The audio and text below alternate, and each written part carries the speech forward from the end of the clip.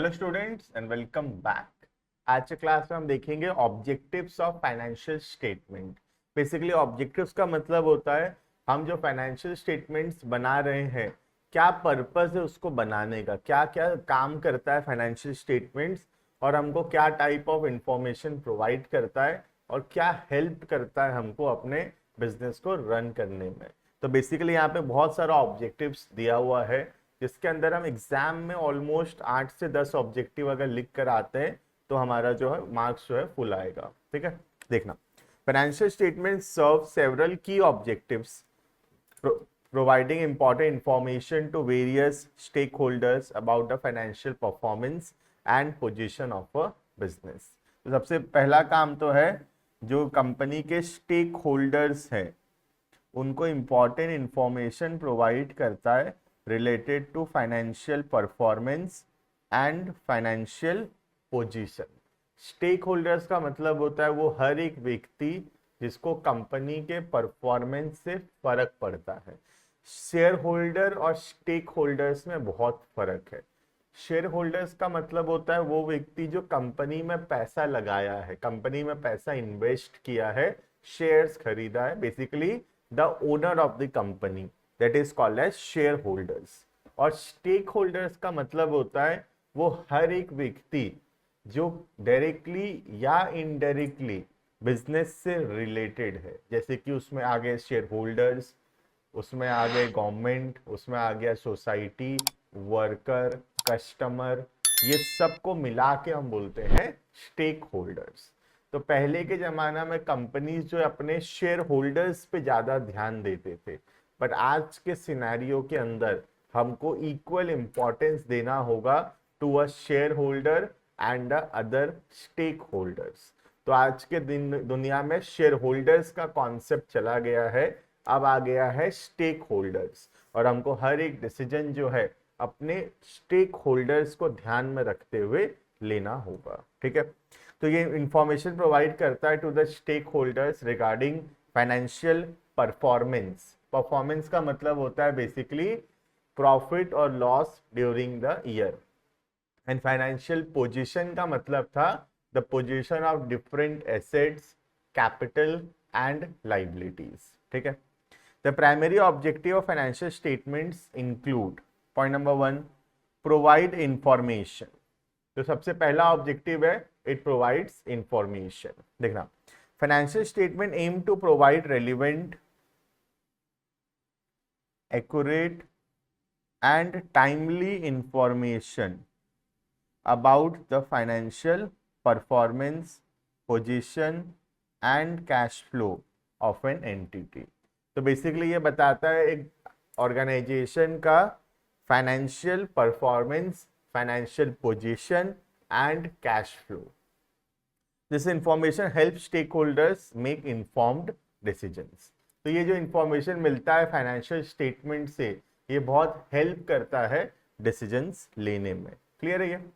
Next, assess the financial performance. ये तो हम जैसे कि जान चुके हैं, ये फाइनेंशियल परफॉर्मेंस कैलकुलेट करने में हेल्प करता है। और जैसे कि मैं बार बार बता रहा हूँ, फाइनेंशियल परफॉर्मेंस का मतलब होता है बिजनेस का प्रॉफिटेबिलिटी, एक बिजनेस कितना ग्रो कर रहा है, कितना एफिशिएंटली काम हो रहा है वहां पर, ये सब कुछ कवर होता है अंडर फाइनेंशियल परफॉर्मेंस। ठीक है, देखना, financial statement allow users to evaluate a company's profitability, growth and efficiency over a specified period। Key indicators such as revenue, expense, net income are presented to gauge how well the company is performing। तो एक company का कितना revenue है, कितना expense है, ये सब कुछ हम देखने से हमको पता चलता है कि कंपनी कैसा परफॉर्म कर रहा है। ठीक है, third, assess the financial position.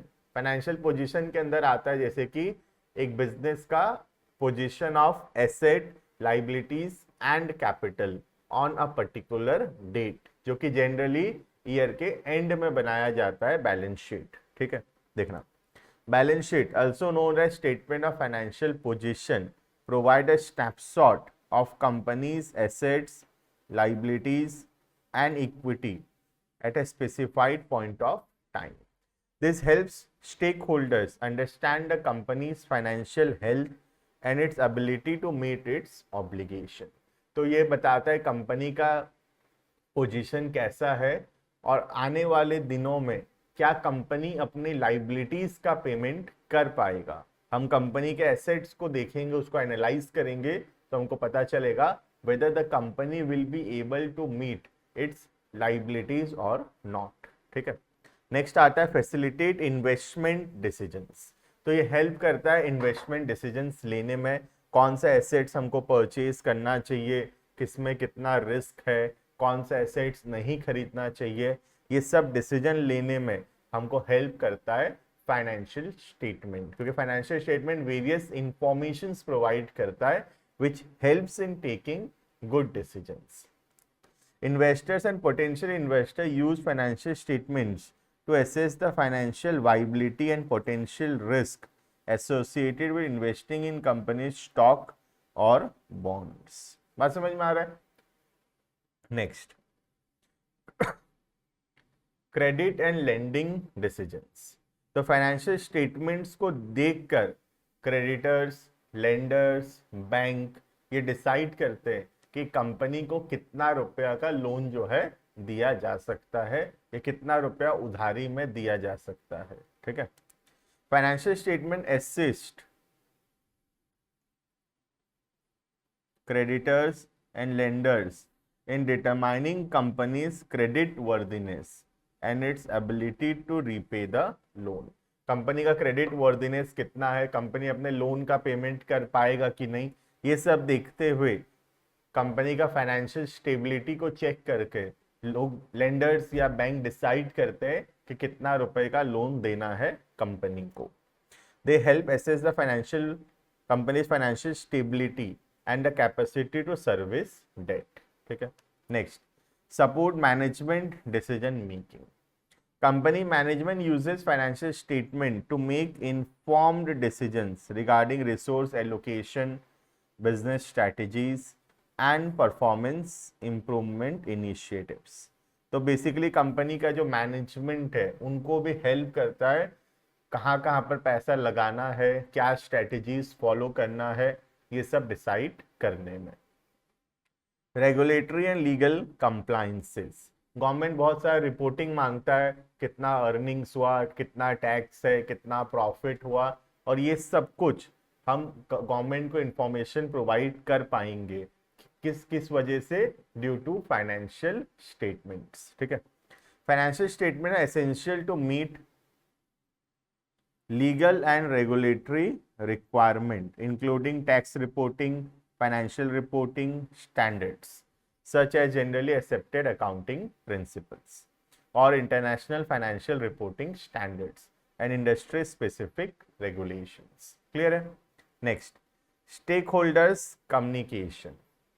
stakeholder जैसे कि मैं बोला, it includes everyone, that is employee, government, workers, investors, सबको मिला के हम बोलते हैं stakeholders। Financial statements serve as a means of transparent communication between a company and its stakeholders, including shareholders, employees, suppliers, customers, and the general public। Clear है? Next, benchmarking and comparison।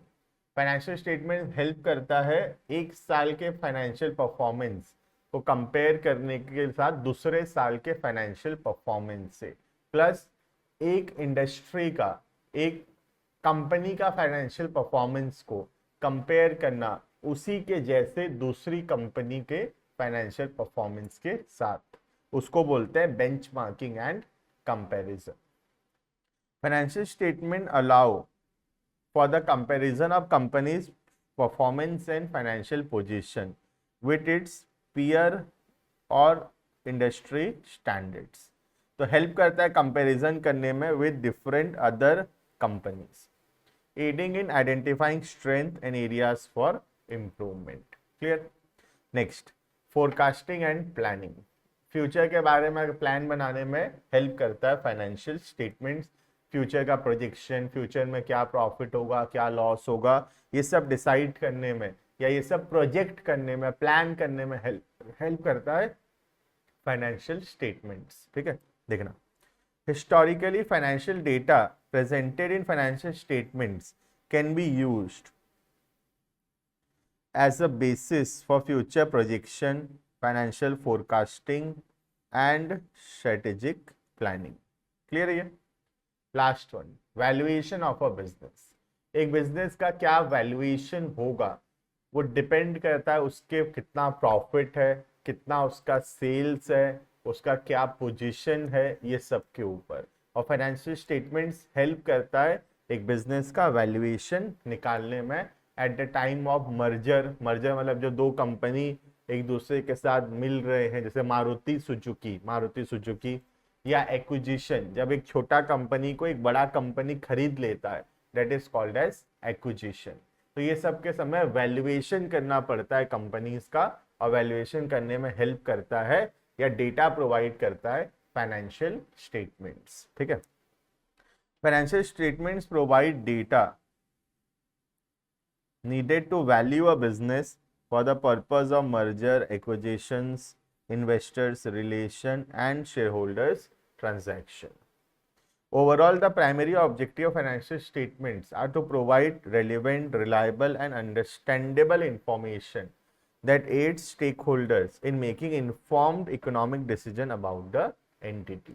तो ये help करता है सही decisions लेने में by providing correct data about the financial position and performance of a business।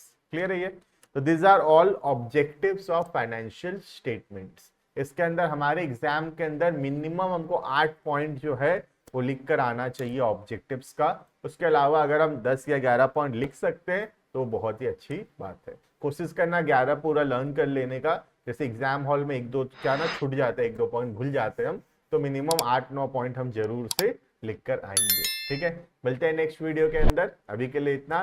This was all about objectives of financial statements. Thank you and